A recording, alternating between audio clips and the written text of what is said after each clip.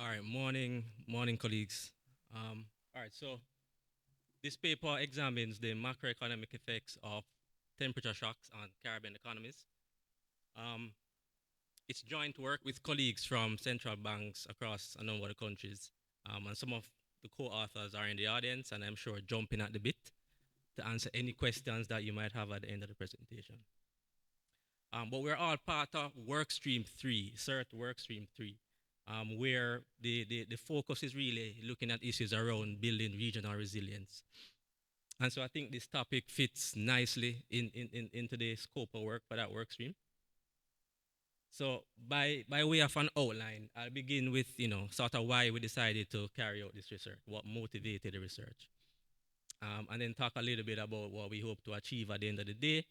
I'll spend a little bit of time talking about the data and methodology, and hopefully some more fulsome discussions around the results that we have so far. Um, and I'll summarize those results and then look at some policy implications and talk about what we think are some limitations of the study. So why should we care, right? It's not a hoax. It's a fact. It's hot and it's getting hotter every year. Last year was the hottest year on record. The year before that is the second hottest year on record, and the year before that is the third hottest year on record. So what we're seeing is a clear acceleration in warming that's happening right before our eyes. And if we look at the figure, we can see that in about 1980, we started to see that sort of upward trend in temperature. The challenge is that if this increase in temperature goes unabated, we run the risk of missing the Paris target, which aims to limit global warming to below 1.5 degrees Celsius by, I think, 2030, and below 2 degrees Celsius by 2050, right? And I think a lot of us here are, we're aware of the hothouse effect, right? So the implications for regional economies in particular are potentially significant. And as a region, we are vulnerable, and so we play in that space, but our focus has largely been around understanding the impact of hurricanes and storms to some extent. Not so much focus has been put on understanding what the impact of temperature rise is. And if you look at other regions like Africa, for example, that's a key consideration. If you look at what's happening in Los Angeles, temperature is becoming more and more important in terms of the climate story.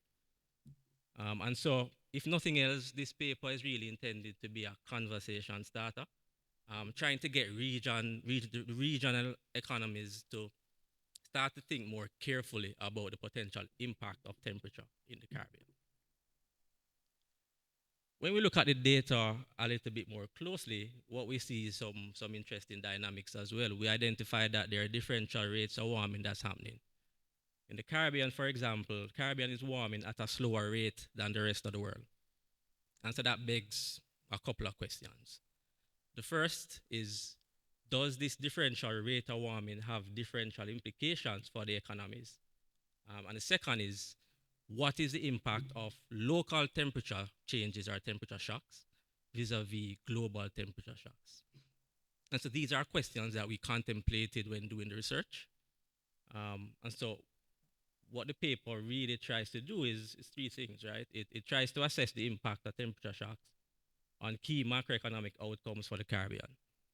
We look at the impact on real GDP per capita, but we also decompose that and look at the impact on some of the industrial components. We chose agriculture, construction, manufacturing, and tourism. We had some issues with the tourism data, so there's some questions around that. We also looked at the impact on what we think are key drivers of economic growth within the region. So investment, proxied in our thing by gross fixed capital formation, and final consumption. Again, we look at the differential or potential differential impacts of local vis-a-vis global temperature shocks. Now, local temperature shocks are simply the temperature in Curacao, temperature in Bahamas, Barbados. Global temperature really is an aggregation or an average of the temperature across all countries. So that's kind of put it in context in terms of what we mean when we say local and global temperature shock. The analysis also looks at the impact on the Caribbean as a region. but also on specific countries. And the countries were selected based on the representation in the work stream. And the idea there is that, yes, we might identify some impulses relevant to the region as a whole, but we wanted to tease out any potential heterogeneity or yeah, any heterogeneity or sensitivities in different countries or across different countries. All right, so we started with a very simple question, what is the relationship between temperature and real GDP per capita? And we thought the answer would be just that simple. So if we look at the chart to the left, that's kind of giving an answer for the global economy. So it's showing what we had as our prior, right? We're seeing that sort of negative relationship. So hotter temperatures correlate with lower real GDP per capita. When we ask that same question of the Caribbean, we're seeing a totally different picture. We're seeing that upward sloping relationship.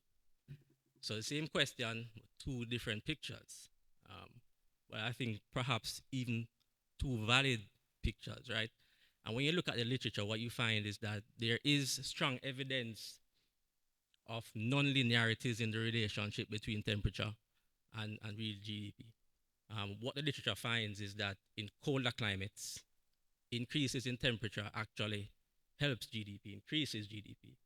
However, in more temperate climates, warmer climates, even marginal increases in temperature can have a potentially significant negative impact on GDP. And so if we package those results and apply that to the Caribbean, we would expect that that figure on the right should actually be downward sloping. So what's happening here is, the sort of typical econometric issue, right? We have temperature moving in a trend, an upward trend. We also have real GDP per capita moving in an upward trend. So it's a classic case. Correlation does not necessarily equate to causation. So not because the two variables are moving in the same direction means they're headed to the same destination. So we kind of had to fix that.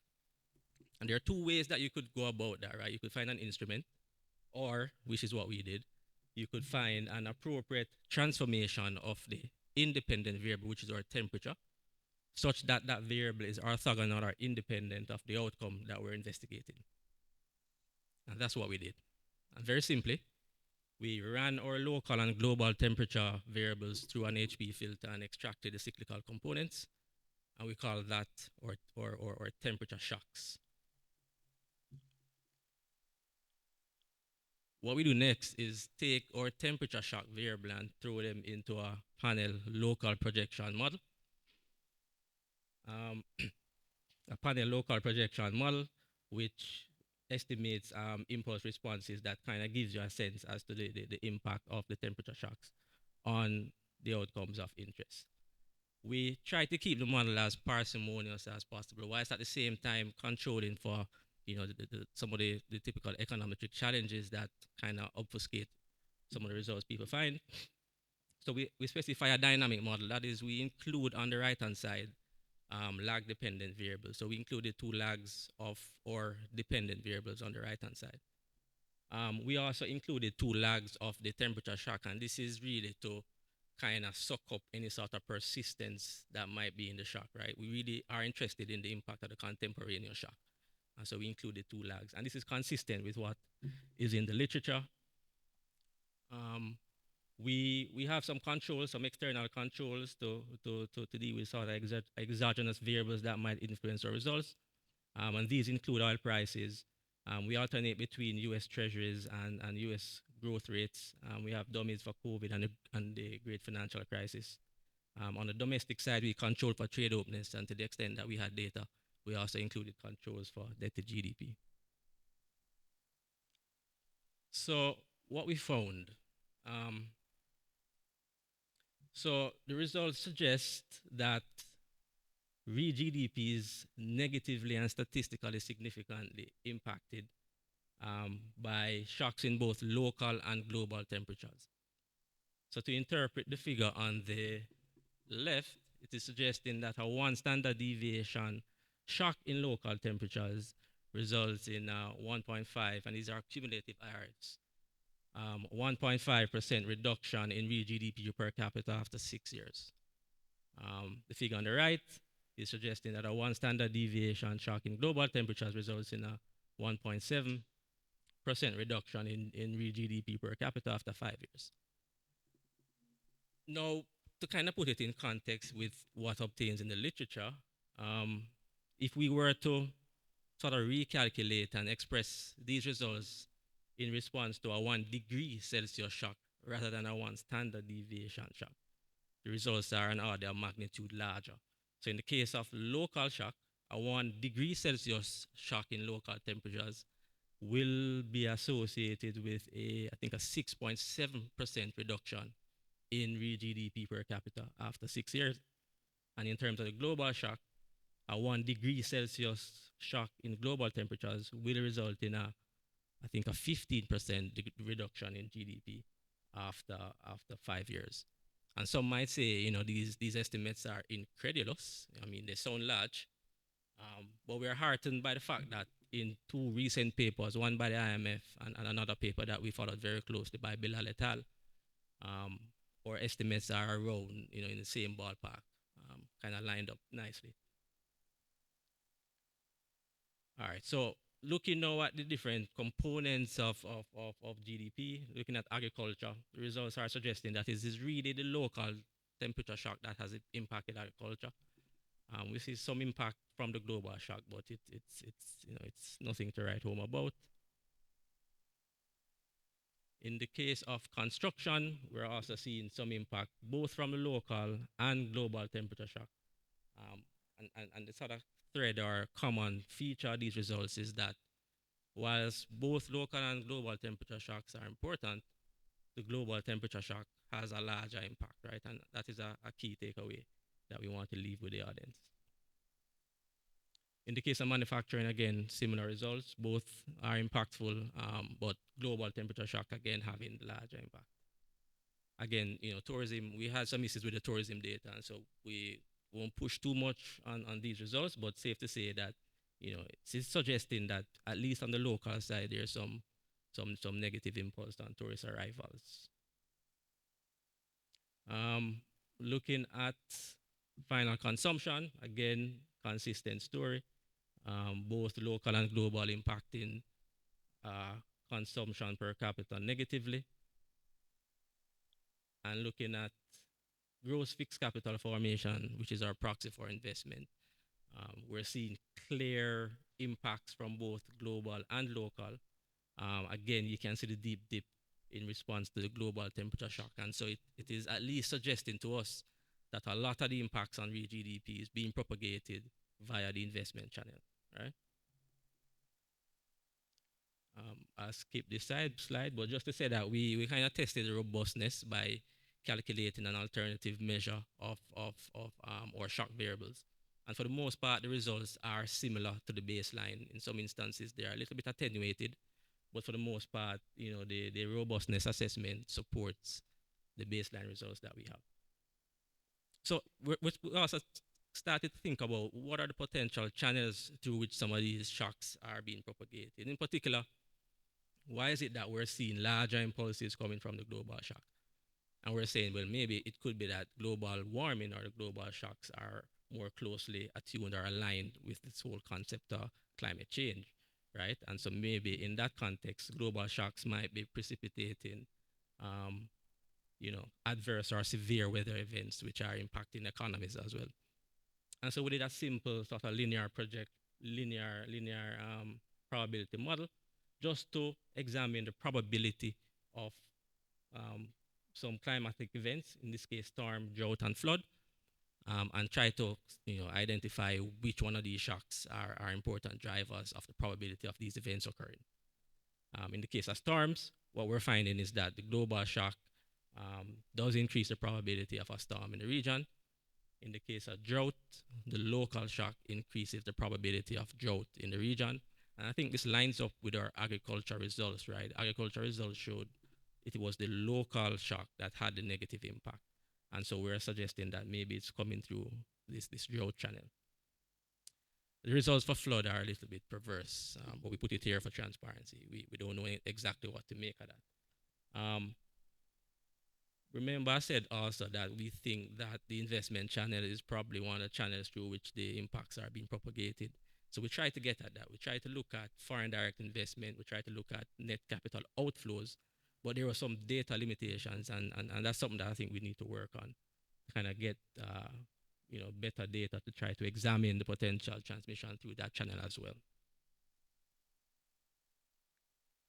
All right. So to summarize, both local and global temperature shocks have a negative and statistically significant impact on regional GDP, with a larger impact coming from the global shock.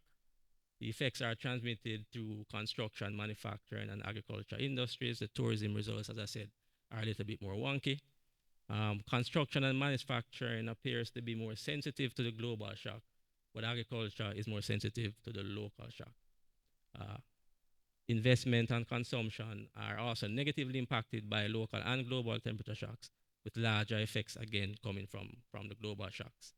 And what we found, again, based on the IRFs, is that investment appears to be more sensitive to both local and global shock. And so we think that is where a lot of the impulses are being transmitted through.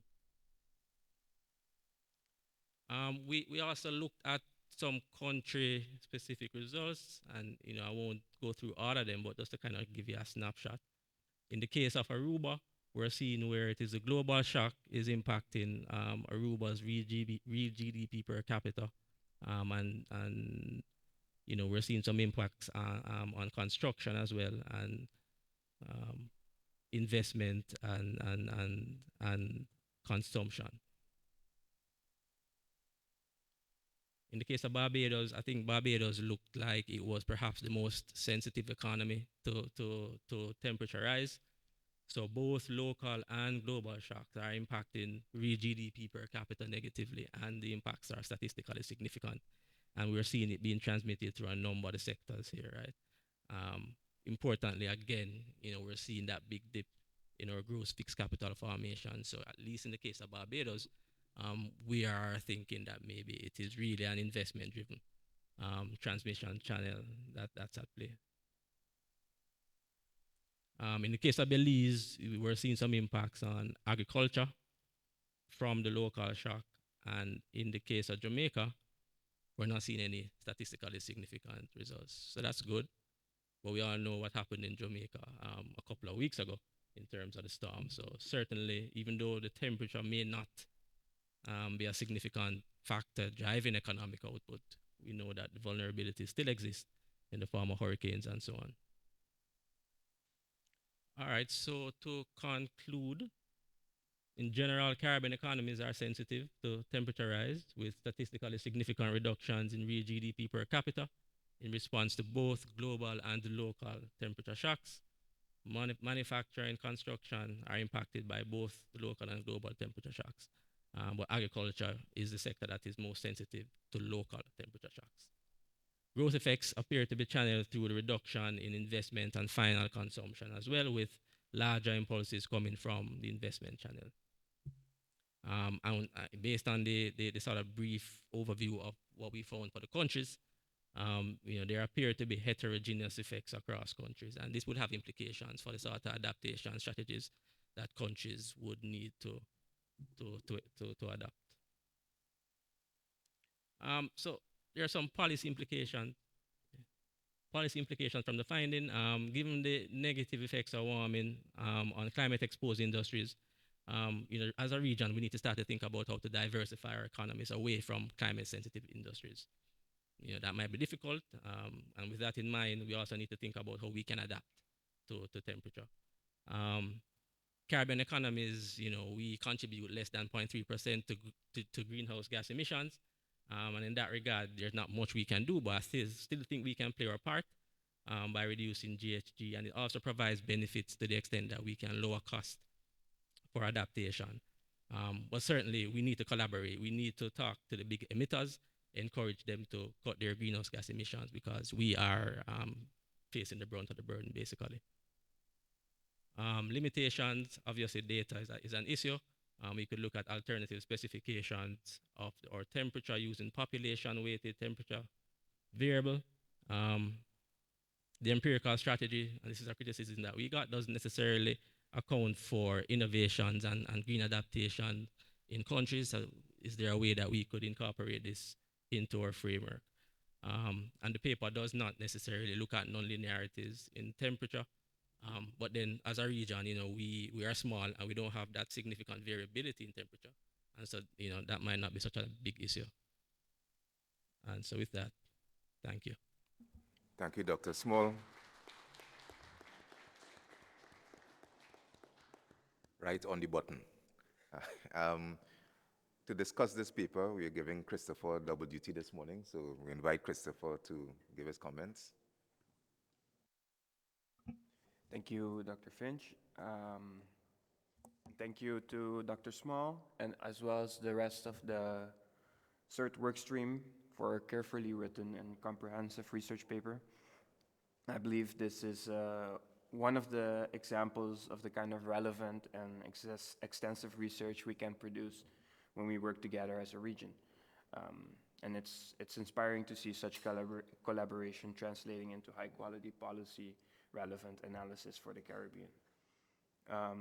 What's also impressive about this paper is it contributes to the broader academic and policy literature. Much of the existing global or regional research on climate and growth focuses on large economies or aggregated cross-country samples. Your work fills a clear gap by bringing rigorous data-driven evidence from small, open, and climate-vulnerable Caribbean economies. So I think again here the results are pretty conclusive. Both local and global temperature shocks reduce Caribbean real GDP per capita, which is an important indicator of economic development in the region. In addition, I also like that you managed to balance the big picture with the fine details. You took a long period of Caribbean data stretching from the 1980s up to recent years, using a consistent approach. This gives the results real credibility. At the same time, you also estimate the impact on several practical measures apart from GDP per capita, including investment, consumption, the effects on specific sectors like agriculture, manufacture, construction, and tourism, although the data, there were data issues there. The paper is broad enough to show the regional story, but also specific to provide important results for each country separately. Also, what I found interesting here is that your results suggest that Caribbean economies display varied levels of sensitivity to local and global temperature shocks on both aggregate and industrial level. I think this nuance is important because it reminds us that each country's exposure is different, and it depends on the structure of the economy, how much it relies on tourism, agriculture, or these other sectors. Turning to your methodology, I like that you applied the HP filter to estimate the non-cyclical component of the rise in temperature. I think that's a very creative and clever way to define temperature shocks, as climate shock data is not always readily available. One thing I was wondering here is if you have considered any other methods or maybe non-linear alternatives to estimate these temperature shocks instead of the HP filter. I also like the fact that you used the local projection model. I believe this methodology has become more popular over recent years, and in my experience, a very good alternative to traditional vector autoregression models. It's also a method that communicates well to policymakers. The impulse responses you produce are straightforward to interpret, and they show clearly how GDP, investment, and these other indicators respond in years following a temperature shock. Lastly, the number of control variables you included makes the study even more comprehensive. You didn't limit the analysis to only temperature shocks, but also considered factors like global oil price, US interest rates, trade openness, and other crisis indicators as well. In terms of recommendation, I like that the ones that you put forward, and they connect well to the findings, especially your suggestion that efforts towards economic diversification may be beneficial to reduce vulnerability to temperature shocks, as I personally believe that economic diversification is an important aspect of increasing resilience in the economies of the Caribbean.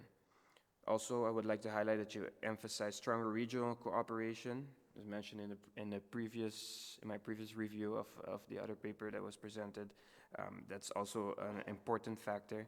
And additionally, you did suggest country-specific adaptation policies and strategies, which gives policymakers in the Caribbean a clear sense of where to focus their efforts. Now, allow me to provide some suggestions that, in my opinion, could enrich your research even more. This is maybe a personal observation, but I guess one of the drawbacks of using the local projections model is that your paper is full of impulse response function graphs. And that can become a little bit overwhelming for a neutral reader. I would suggest creating, for example, a table overview that could be added in, for example, the appendix of the paper that summarizes the results and compares the results also across indicators, countries, and sectors. And lastly, if I had to give one negative remark, it would be that the countries of my central bank are not included in the analysis. So this might be some easy room for improvement there. But all jokes aside, I do think the paper covers is very comprehensive and covers a large part of the Caribbean region, with results that are also relevant for the rest of the region.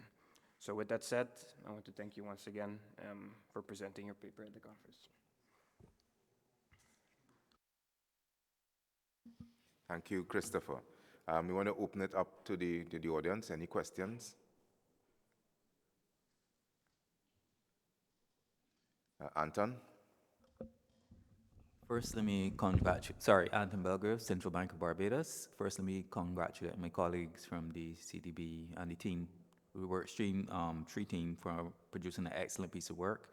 I'm hoping that you guys are going to be able to kind of extend it, and I'm glad you mentioned the whole issue of non-linearities, because much of the impact that we expect from rising temperatures is going to be non-linear. So I don't know how we were going to do it. Maybe look at some of the global forecast models and then take the results from that.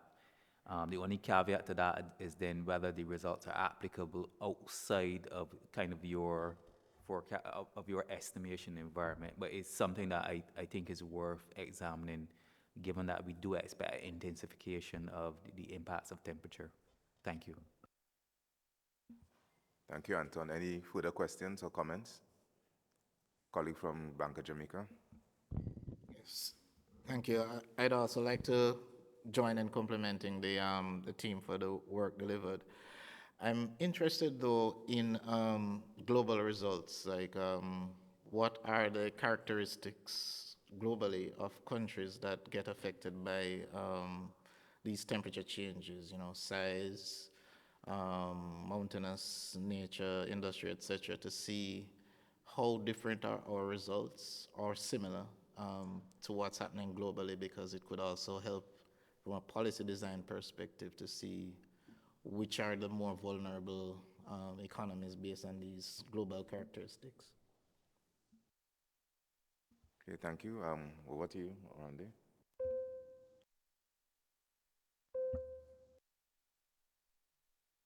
Oh, yeah.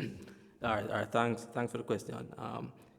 To your question in terms of whether we considered alternative ways of extracting that temperature shock, we did. In the paper, we had that standardized Z-shock, which is linear, but we also looked at non-linear options as well. I think the results were broadly in line, but there were some issues in terms of the estimation, and so we decided to go with the nice, clean, simple HP. On the issue of non-linearity, the challenge we had was that, especially for the local temperature shocks, there isn't wide variability in temperature within countries in the region. And so in order to kind of eke out any non-linearity, ideally you don't want to have these swings, right? And so that was the challenge. I think there is still room to probably think about an approach that we could adapt to kind of exact what potential results might derive from any even small non-linearities that might exist or small variations that might exist. To the question on the characteristics of countries globally who are impacted by temperature shocks, we haven't necessarily looked at that, but what the literature is finding is that countries like the US, countries like India, almost all countries, there's some impact, right? Um, Ideally, what we would like to answer that particular question is more disaggregated data, right? So if you can get data for different regions within a country, then you can exploit what you're talking about in terms of topography, in terms of the structure or the geographic space. Then you better be able to exploit that kind of thing and to kind of get what a potential impact might look like. But it is something that we can continue to think about, and if you have any ideas, feel free to share. Thank you very much, and this brings us to the end of this paper, and we move briskly along to the last paper in this session.